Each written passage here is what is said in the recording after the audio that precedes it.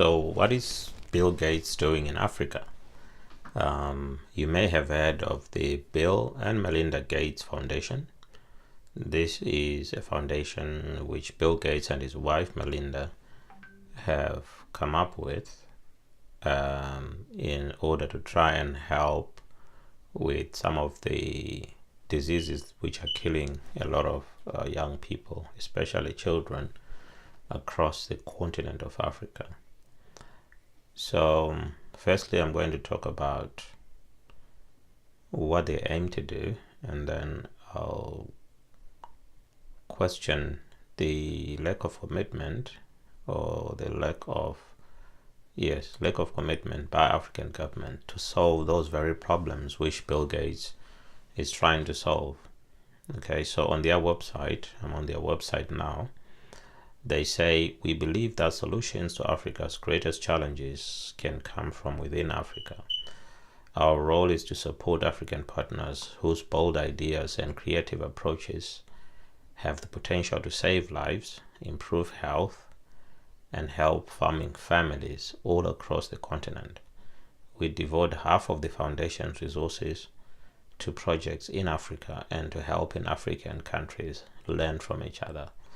So look at this, a foreign person comes into Africa and is trying to unite African government, is trying to make them see why it is important to work together, because most of these diseases could be eradicated if we take an approach where we are working together with other countries to eradicate things like polio and things like malaria.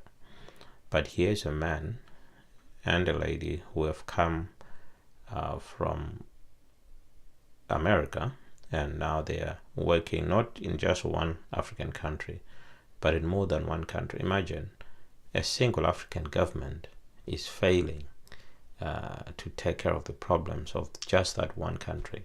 And here comes Bill Gates with his wife, and they are working in more than one African country.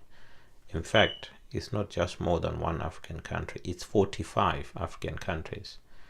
So they are working in more than in 45 African countries. Their director is called Dr. Ayo Ajayi, and I'm just going to read part of his message. He's a director in the Bill Gates Foundation, the Africa team of the Bill and Melinda Gates Foundation. So here is his message. In Africa, the Bill and Melinda Gates Foundation is often associated with efforts to combat malaria and polio. These have indeed been important priorities for us over the past 15 years, but our work in Africa is much more far-reaching, addressing a multitude of challenges in the areas of health, agriculture, and financial services for the poor. We work with partners in more than 45 African countries, ensuring far greater impact than our physical presence might suggest. We maintain just 3 offices in Africa, in Ethiopia, Nigeria, and South Africa, the countries where we devote the largest share of our resources and expertise. We also have representatives in 6 other countries: Kenya, Tanzania, Ghana, Senegal, Zambia, and Burkina Faso. Our modest presence in these countries gives us a clear understanding of local needs and each country's ability to support solutions for itself. It also helps us become better partners and devise more effective strategies that align with national development goals.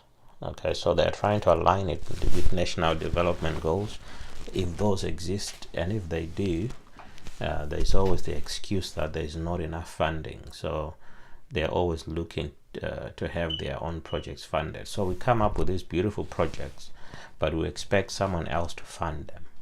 I think that's where part of our problem is. So as director of the foundation's Africa team, I invite you to explore our work across the continent and join us in working together to improve the lives of Africa's people. Okay, so basically that's what the organization is about. They're trying to combat things like malaria and polio, but they are also looking into financial services. They are looking into agriculture for the poor.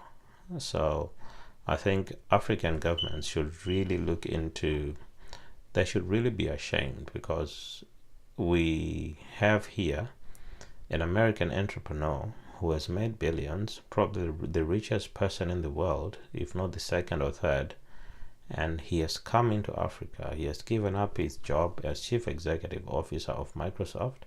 He has left the day-to-day running of the country to someone else, and here he is with his wife, and they are running projects in more than 45 countries, and they have offices in more than 3 countries. I mean, they have offices in 3 countries, headquarters, and then they have offices or representatives in how many other countries? 1, 2, 3, 4, 5, in 6 other African countries. And obviously, they are probably going to expand and move into even more countries. Now, whose responsibility is it for the for a country, okay, to provide public goods and services? Whose responsibility is it? It is the responsibility of a government which is elected on the premise that they are going to provide public goods and services, that they are going to help their population to live better lives, and failing which they should be voted out of power and someone else comes in. But what we've seen is governments clinging onto power. But we're not here right now to talk about governments that have refused to leave power. I just wanted to highlight the shortcomings of African governments, and the fact that I think we should be ashamed that we've got people coming in, people like Bill Gates and his wife. They're coming in to do the job that African governments should be doing. By just working together, we could achieve that. In another video which I did, I was talking about the Organization of African Unity and what happened to the spirit that they started off with. Okay, so I think they realized, some of them, that they could win the liberation struggles, but they also had to contend with an economic crisis which was bedeviling the continent. So they had to take the economy into their own hands so that it benefits the African people.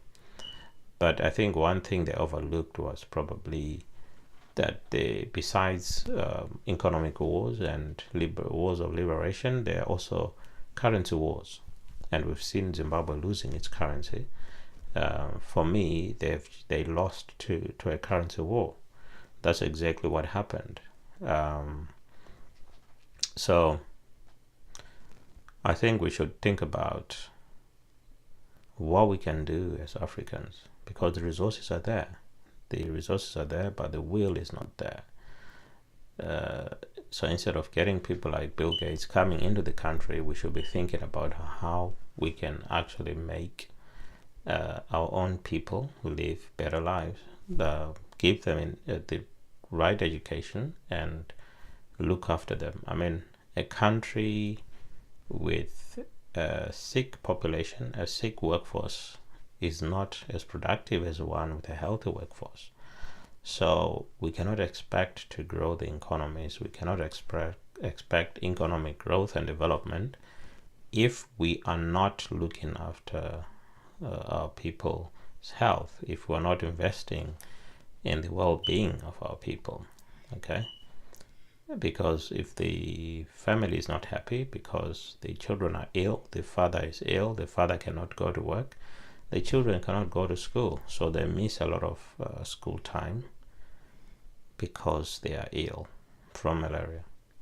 Okay, so thank you for listening. I will be making more videos associated with Africa and our need to start understanding capital, to start understanding money, and to start creating our own capital and to start creating our own money. Thank you for listening.